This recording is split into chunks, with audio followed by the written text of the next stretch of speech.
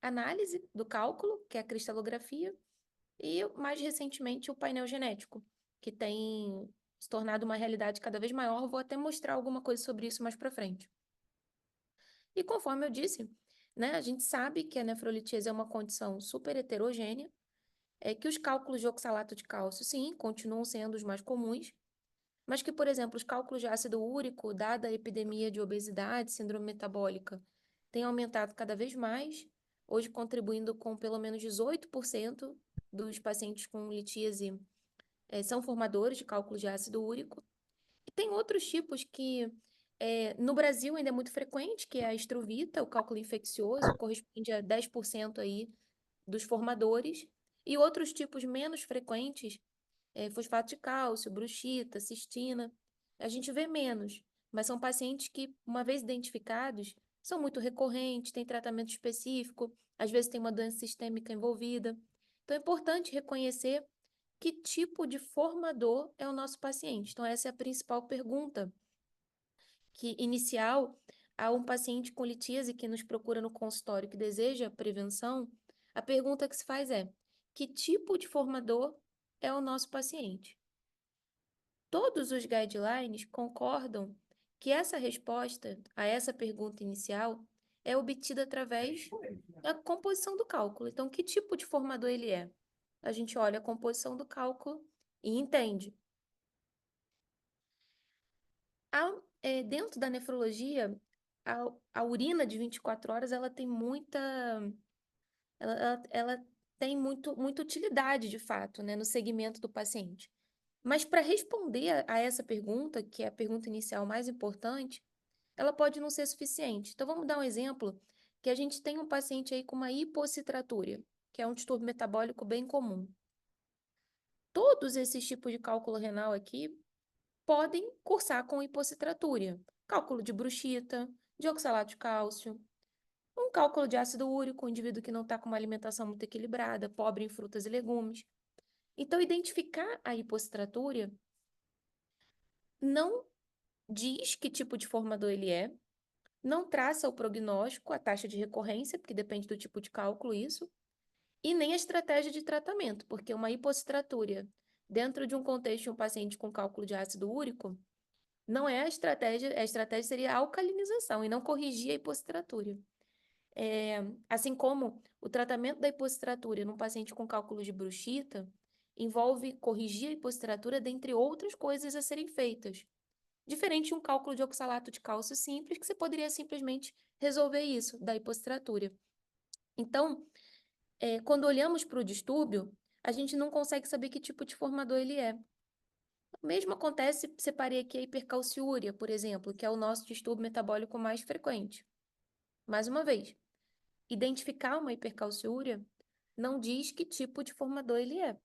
Até um indivíduo com cálculo de ácido úrico, que está ingerindo muito sal, está com uma dieta desbalanceada, pode ter uma hipercalciúria secundária à ingestão de sal excessiva. Também pode ter a hipercalciúria com cálculo de bruxita, oxalato de cálcio, os mesmos exemplos que eu dei anteriormente.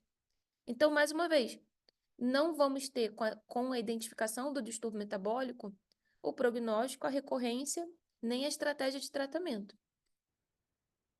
E a gente não precisa nem mencionar que os pacientes também não coletam a urina. Então, talvez por todas essas razões, por não responder à pergunta principal e pelas dificuldades até da sua realização, a urina de 24 horas, ela é dedicada no segmento dos pacientes e é dedicada na investigação de pacientes de alto risco, recorrentes ou rim único, que aí você usa a urina de 24 horas como parte da tua investigação. Mas para entender que tipo de formador é o nosso paciente, qual a estratégia, qual o prognóstico, você precisa olhar a morfologia do cálculo, você precisa saber que tipo de cálculo ele está formando. E é por isso que os guidelines começam com esse exame, que é a cristalografia, indicada para todo paciente que forma cálculo renal, que tenha o material disponível. Entretanto, os exames, às vezes, eles precisam serem feitos em conjunto. Então, tem paciente aí que é recorrente, muitos são recorrentes. Então, cristalografia já foi feita inicialmente, vai fazer a urina de 24 horas, pode ser que precise de um teste genético. E aí, qual que você vai fazer primeiro? A ordem de execução desses exames altera a interpretação? Então, aqui está o exemplo de você usar em conjunto para um indivíduo de alto risco de recorrência, tanto a cristalografia quanto a urina. E aqui está um exemplo para a gente ver essa questão da ordem dos fatores. Então, vamos ver esse paciente que tem 62 anos, com litíase recorrente há pelo menos 2 anos, já tinha tido algumas eliminações espontâneas, operou 2 vezes, é um indivíduo hipertenso, diabético, com sobrepeso, obesidade, e as medicações e uso são essas aqui que vocês estão vendo. Esse paciente já chega ao consultório com uma urina de 24 horas feita. E se vocês puderem ver, a urina de 24 horas dele está toda normal. E a única alteração é um cálcio urinário que está bem elevado. Então, ele entrou naquela seara da hipercalciúria. Se nós parássemos aqui e entendêssemos o seguinte, é um indivíduo recorrente e a urina de 24 horas é uma hipercalciúria, então eu vou corrigir a hipercalciúria. Nós não conseguiríamos resolver esse paciente, porque esse paciente é um daqueles casos, é um formador de cálculo de ácido úrico. A única alteração dele para causar essa situação foi um baixo pH urinário, e a hipercalciúria não teve relação com essa formação. Então, além de você precisar fazer a cristalografia, é importante que você mantenha uma ordem na interpretação para evitar essa confusão. Então, primeiro você entende que tipo de formador ele é, e depois você pode complementar com mais alguns exames se for indicado. Nessa situação aqui, é até uma situação que você poderia abrir mão da urina de 24 horas e seguir com o pH urinário monitorando durante a alcalinização. Então, perceba que a ordem dos fatores altera o produto quando a situação é identificar que tipo de formador é o nosso paciente e traçar uma estratégia de tratamento. Então, reforçando, no guideline a gente sempre começa pela avaliação do cálculo. E os outros exames eles vêm a seguir quando indicados, mas a avaliação do cálculo por cristalografia é indicada para todos. Além disso, a cristalografia também ajuda a não cairmos na força do hábito, né? Nós temos a força do hábito de estar diante de um cálculo coraliforme, principalmente no nosso território, onde os cálculos infecciosos são comuns. Nós temos a força do hábito de olhar esse cálculo e já pensar como um cálculo infeccioso, cálculo coraliforme como sinônimo de cálculo infeccioso. Também temos a tendência de olhar cálculos com baixa densidade na tomografia e assumir que é possível que os cálculos sejam de ácido úrico. E nem sempre isso é verdade. De fato, cálculos grandes, com potencial aí para se tornarem cálculos coraliformes, podem ser cálculos de Strovita, mas também podem ser cálculos de ácido úrico, de cistina, de bruxita. Então, o tamanho do cálculo não é o definidor. Aqui um exemplo, um cálculo recentemente analisado, coraliforme, era 100% de urato. Então, recebo com muita frequência coraliforme de ácido úrico bastante, de cistina, principalmente criança, e até adultos também. Então, a gente até de oxalato de cálcio acontece, indivíduo que às vezes demora muito a chegar ao sistema de saúde. Então, não dá para assumir que um cálculo coraliforme é sinônimo de cálculo infeccioso, embora a gente tenha bastante. É importante analisar o cálculo e ter certeza, porque a estratégia de tratamento vai ser completamente diferente, tá? Aqui foi o que eu acabei de falar. E aqui da densidade do cálculo, que a gente pega cálculos de baixa densidade, de fato, é, a chance de ser de ácido úrico, principalmente dependendo do perfil do indivíduo, é grande.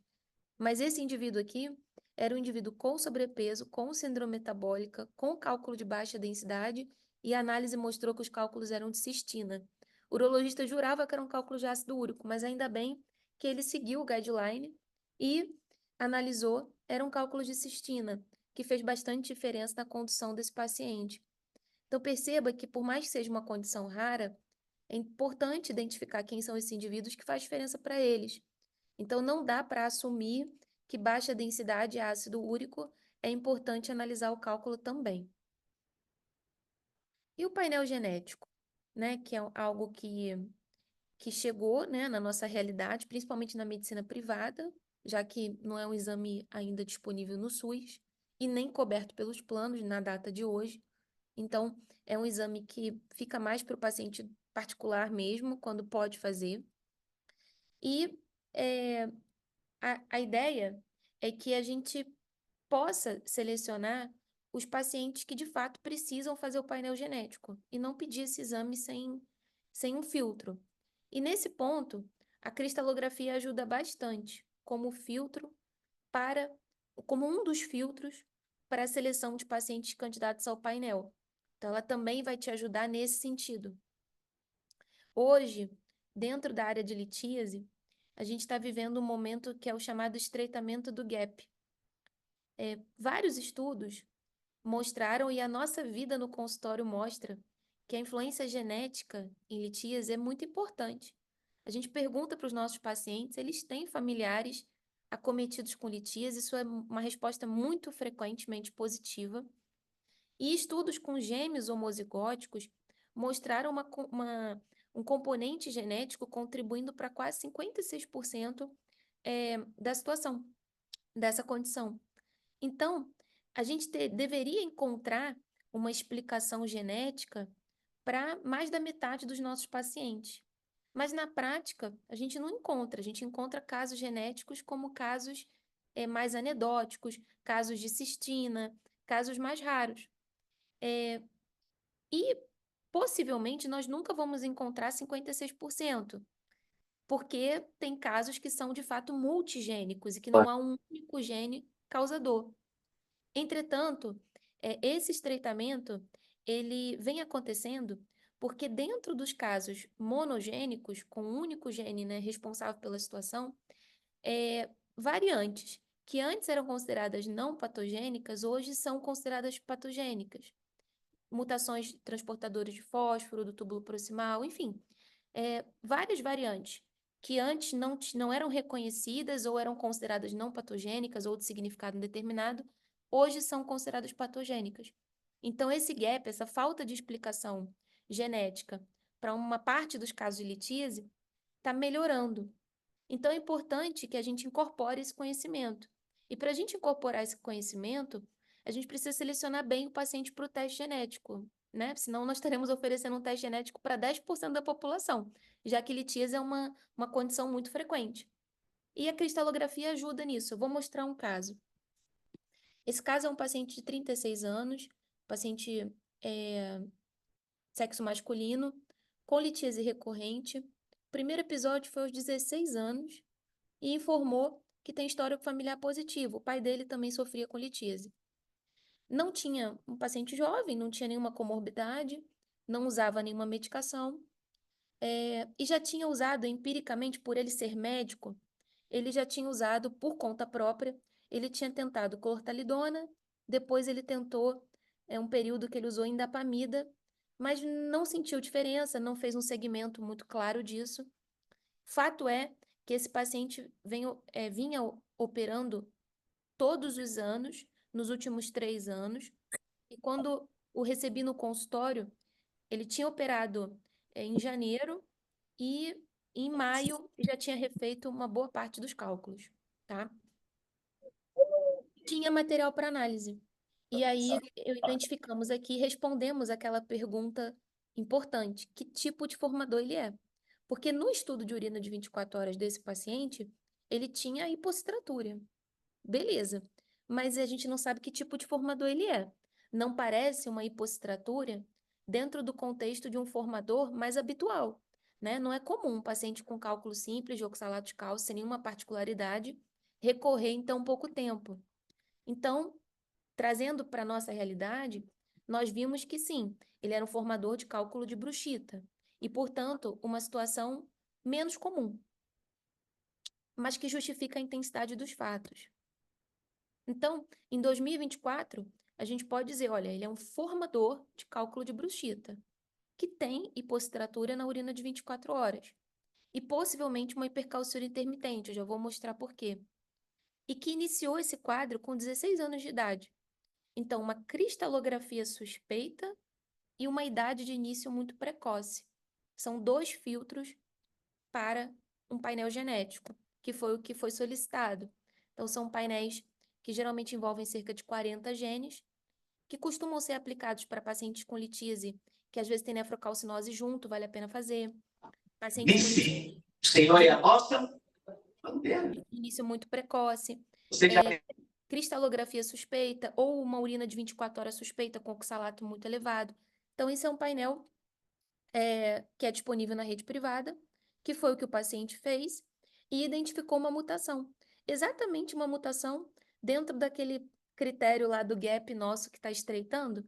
Essa mutação, que é uma mutação no transportador de fósforo do túbulo proximal, há menos de 10 anos atrás, só era considerada patogênica, só era considerada causadora de doença nos indivíduos que eram homozigotos, né, que tinham a forma, considerados a forma recessiva de raquitismo hipofosfatêmico, e os indivíduos heterozigotos eram considerados só carreadores desse gene, não eram considerados indivíduos que teriam algum problema de saúde. E aí, com o passar do tempo, percebeu que esses indivíduos que eram os heterozigotos, que a princípio eram considerados não doentes, eram indivíduos que sofriam muito com nefrolitise, alguns com nefrolitise e nefrocalcinose, e que essa mutação no transportador de fósforo do túbulo proximal, ainda que ele fosse heterozigoto para ela, tinha repercussão. E a explicação para isso é que ele passa a ter uma fosfatura importante, essa fosfatura leva a uma ativação da vitamina D na sua forma ativa, e isso uma hipercalciúria absortiva, muitas vezes intermitente, que é o caso desse paciente. Então, é importante, para além do tratamento da hipocitratura, para além do tratamento da hipercalciúria, também considerar a correção dessa fosfatúria anormal para interromper esse ciclo vicioso da ativação da vitamina D. Essa parte eu estou detalhando um pouco mais, que eu vejo que tem nefrologistas nos escutando, então, que é uma parte mais nossa, né, que a gente lida mais com essa fisiopatologia do túbulo, mas para a avaliação urológica, eu acho que a gente não precisa ter esse nível de compreensão, mas é interessante, como urologista, entender que você solicitou uma cristalografia, que essa cristalografia trouxe uma composição suspeita no indivíduo muito jovem, para que ele seja referenciado e que faça o painel genético como parte da sua investigação e comece um tratamento mais específico, tá? Então, apenas de reconhecer o distúrbio metabólico não é tudo que a gente pode oferecer para o nosso paciente, porque a gente precisa entender que tipo de formador ele é, que foi o exemplo que eu mostrei agora. Bom, vou trazer aqui alguns impactos da análise do cálculo, bem assim, situações de consultório, da mais básica à mais complexa, que aí a gente parte para uma parte mais final da aula e depois pode fazer perguntas conforme a demanda de vocês.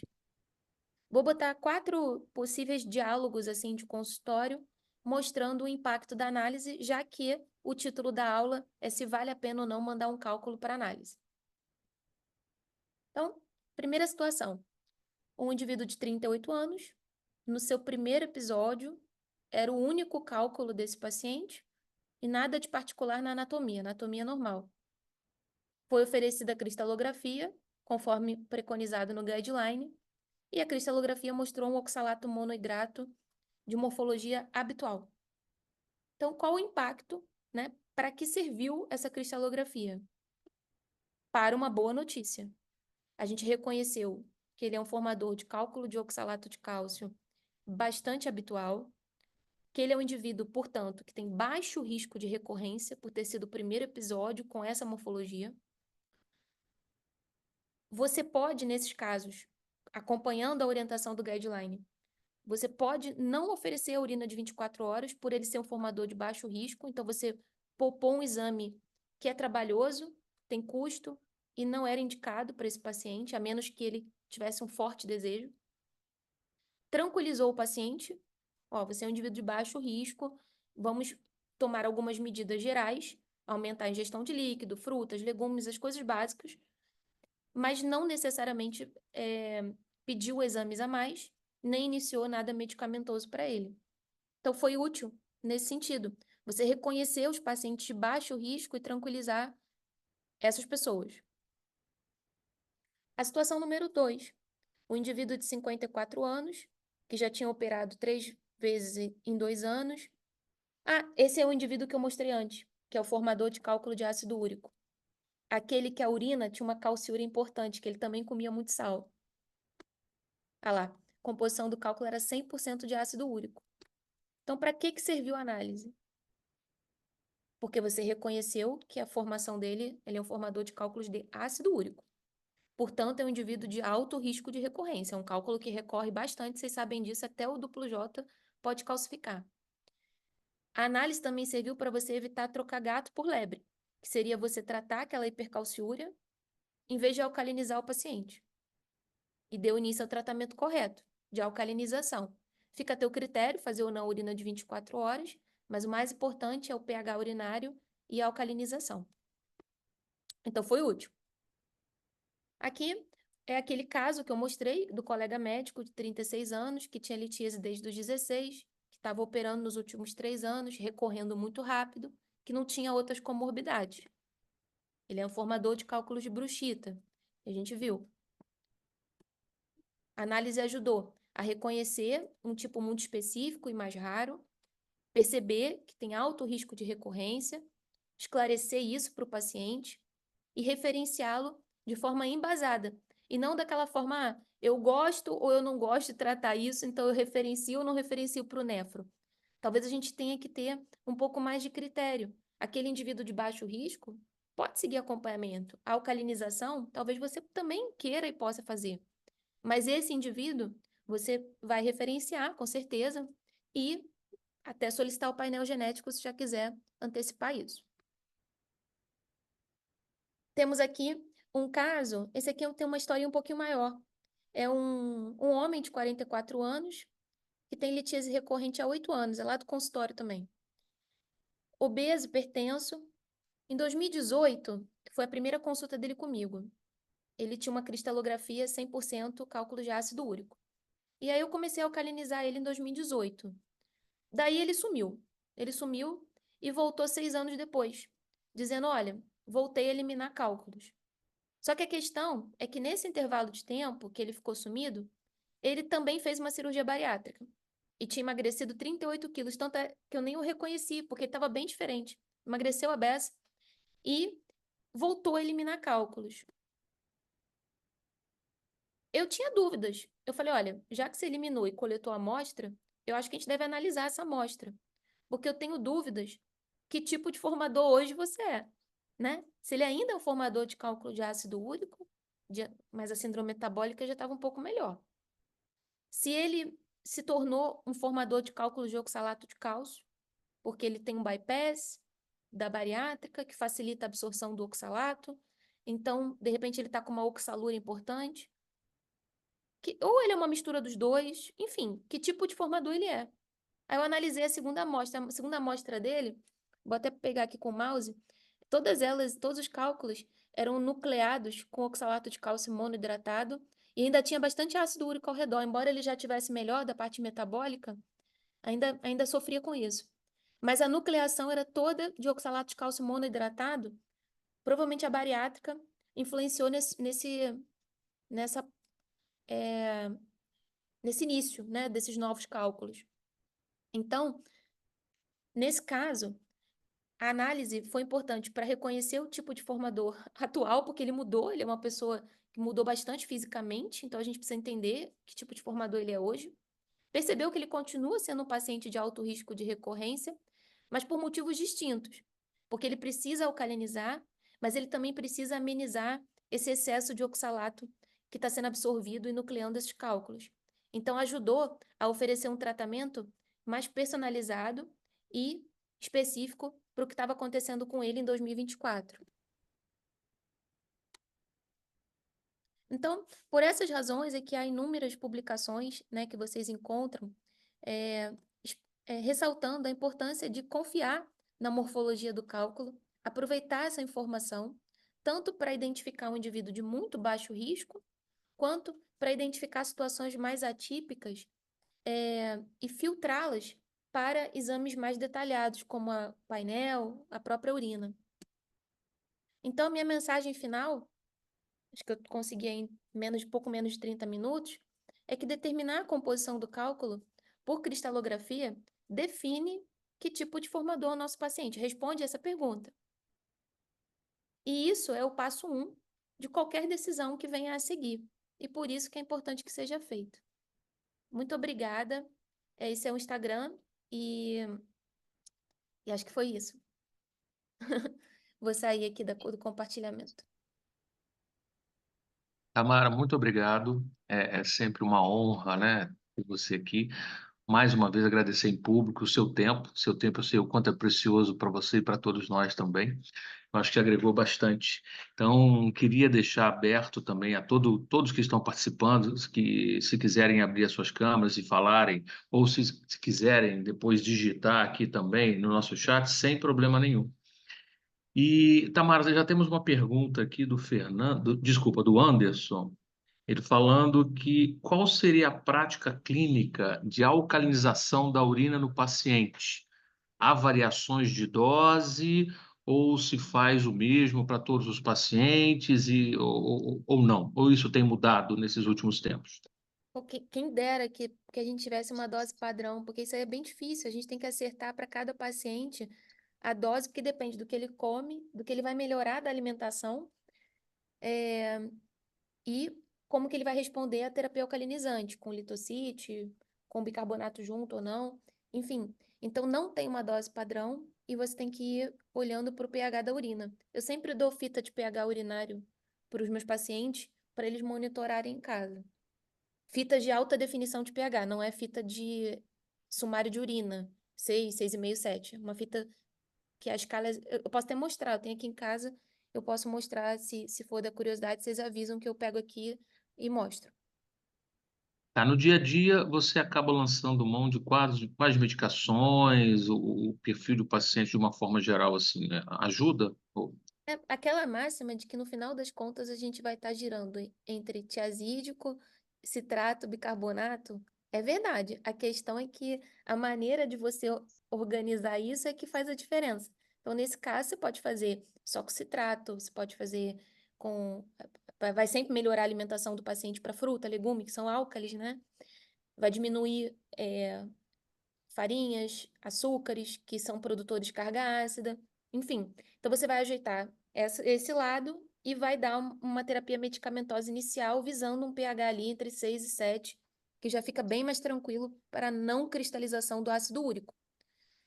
A dosagem é muito individual, depende do peso do paciente, de qual a alimentação do paciente, qual a tolerância dele para o citrato. Os pacientes não toleram dose muito alta de citrato por dor epigástrica. Então, eu costumo mesclar um pouquinho para alcalinização, mesclar um pouquinho com bicarbonato manipulado. Tamara, temos uma outra pergunta aqui do Gustavo. Ele pergunta que o paciente com estudo cristalográfico com cálculos de oxalato de cálcio, mas com urina de 24 horas normal, sem calciúria ou outros distúrbios. Como fazer o controle desse paciente, desse tratamento? Agora que eu vi que o Gustavo está aqui lá de Pernambuco. Caramba, Gustavo, o que você está fazendo aqui? Tá no Rio de Janeiro aqui com a gente. Muito bom te ver. Gustavo é um colega nefrologista, gosta bastante do assunto. Obrigado pela sua presença. Gustavo, essa pergunta pode ter vários desdobramentos. Uma pessoa com urina de 24 horas normal, eu queria ter certeza que é uma urina de 24 horas normal mesmo. Porque quando nos guiamos pelos valores de referência, o cálcio urinário está normal, o citrato urinário está normal. Mas às vezes as proporções não estão muito adequadas. Vou te dar um exemplo. Vamos pegar um indivíduo que tem 200 miligramas de cálcio na urina e 400 miligramas de citrato. Não tem, então, uma hipocitratura, não tem uma hipercalciúria para o peso habitual aí de 70 quilos, né? Então, a princípio, está normal a urina dele. Estou botando dentro do teu contexto. Mas a relação do cálcio sobre citrato é 0,5, 200 sobre 400. Será que o indivíduo que tem 200 de cálcio e 800 de citrato é o mesmo indivíduo que tem 200 de cálcio e 400 de citrato? Então, os dois não têm distúrbio metabólico pelo valor de referência, mas eles têm alterações proporcionais. E qual é o cutoff disso? De acordo com as publicações que estudam esses índices vistos em conjunto, né, essa supersaturação, a relação do cálcio sobre citrato, que tem a ver com a formação do oxalato de cálcio, deve ser menor que 0,25. Então, no indivíduo que está lá 200 de cálcio e 800 de citrato, está uma maravilha, né? Agora, o indivíduo que está 200 para 400 está 0,5. Então, ele não tem uma boa proporção. Então, eu tenho minhas dúvidas se a urina era normal. Eu raramente encontro uma urina normal. Raramente. Se eu encontrar, eu repito.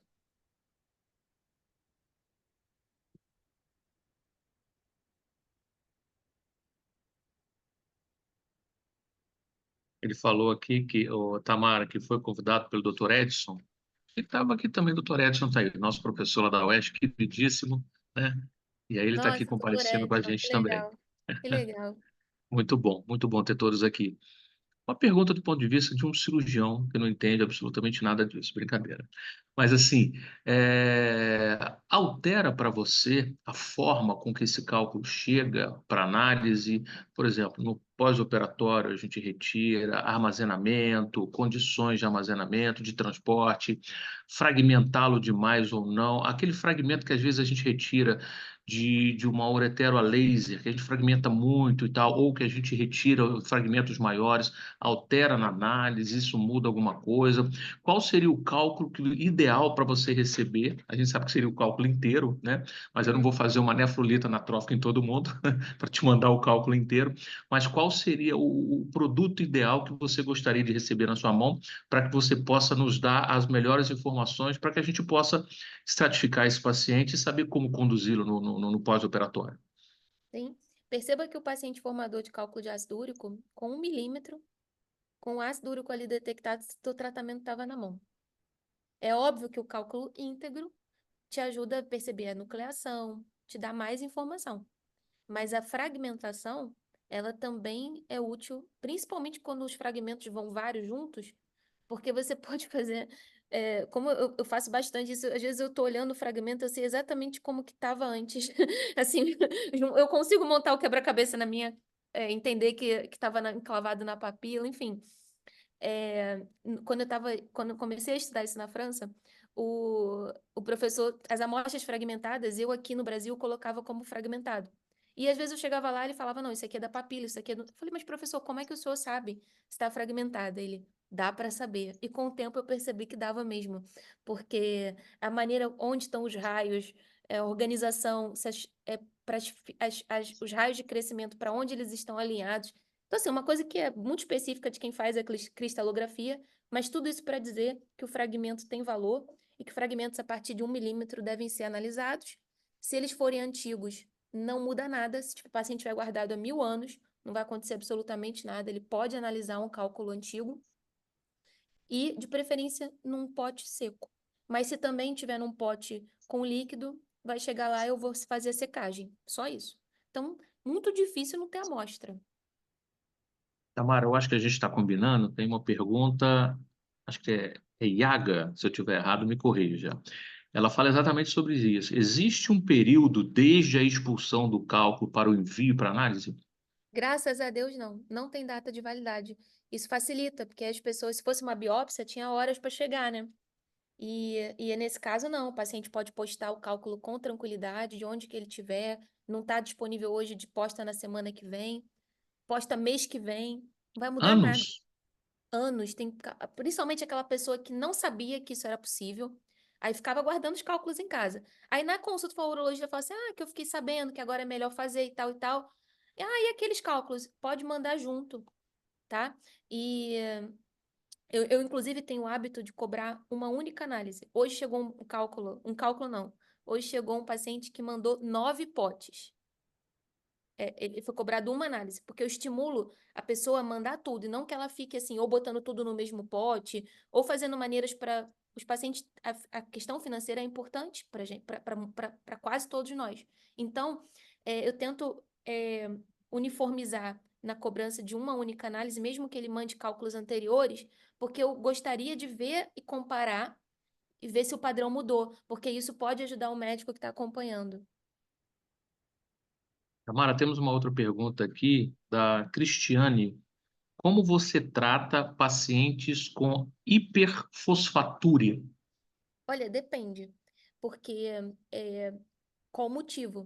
Se é uma hiperfosfatúria no indivíduo com hiperpara primário, se é uma hiperfosfatúria, depende do contexto. Naquela situação pontual que eu mostrei, que o paciente tinha uma fosfatúria induzida por ser heterozigoto de uma mutação do transportador do túbulo proximal, você pode repor fosfato por via oral, né, solução de Joly, para minimizar a hipofosfatemia e, com isso, minimizar a ativação da vitamina D que gera a hipercalciúria absortiva, naquela situação específica. Mas isso tem que ser feito com cuidado, porque pode intensificar a nefrocalcinose desse paciente. Então, para aquela situação específica, tem essa possibilidade, mas que tem que ser avaliado cuidadosamente. Para outras causas de hiperfosfatura, depende.